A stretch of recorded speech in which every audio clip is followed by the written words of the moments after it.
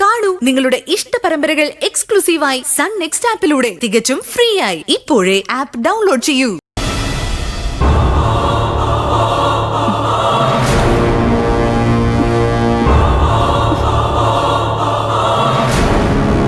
ഹർഷേ, അവനേതാ? കാണുമ്പോഴേ ഒരു criminal look ഉണ്ടല്ലോ. അവൻ എന്തിനായി ഇവിടെ വന്നേ? ഓ, അവൻ മാത്രമല്ലല്ലോ വന്നേ. സുശീലാന്റി ഇല്ലേ, അവരുടെ കുഞ്ഞമ്മയുടെ കൊച്ചുമോനെ അവൻ മുരുകൻ. ആ തള്ളയെ കാണുന്നത് പോലെ എനിക്ക് കരിയാ.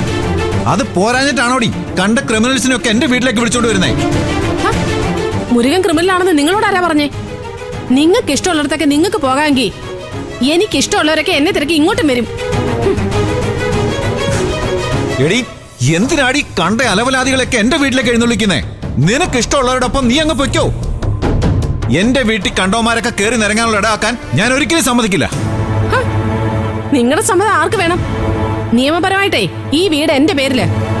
പിന്നെ എനിക്ക് ഡിവോഴ്സ് നോട്ടീസ് അയച്ച നിങ്ങൾക്ക് എന്റെ നേരെ ഇനി ഒരു ഭർത്താവിന്റെ അധികാരം പോലും കാണിക്കാൻ പറ്റില്ല.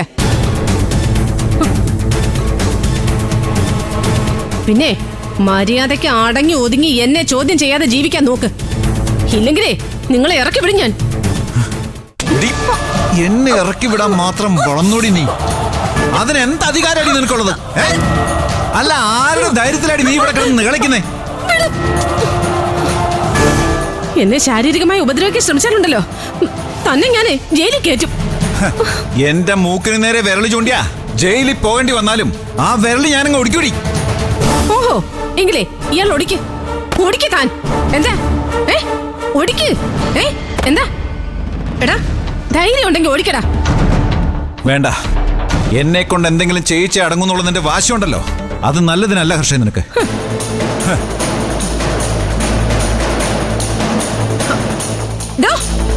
നിക്കവിടെ.